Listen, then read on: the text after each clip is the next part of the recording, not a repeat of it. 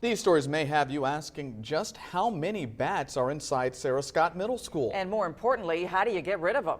News 10's John Swanner spoke with the man hired to do that job.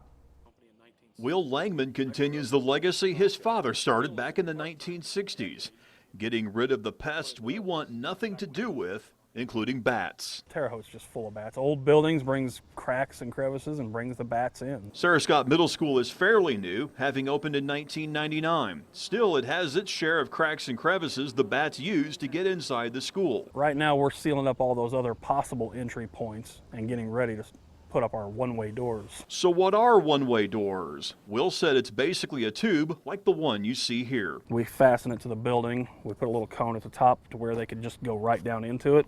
They go out the bottom, and then they're gone. Sealing the building and installing the one-way doors will take the rest of this week and possibly through the weekend, weather permitting. We'll leave them up for 2 weeks, and then we come back, close off the final openings, and the bats will be gone. Yeah, you just let the bats move themselves. You don't physically go in, we don't capture them, we don't handle them, they just move themselves. After all, they don't want to be trapped inside a school either. Will says they'll use cameras like this to make sure the building is clear. You don't seem too concerned. I mean, they're not dangerous or anything like that. They have risks, but for somebody like us, we've seen so much worse where the risks actually are that we don't get too worked up over minor ones. A minor job for Will, but a major inconvenience for parents and students who won't get their school back for at least 2 weeks.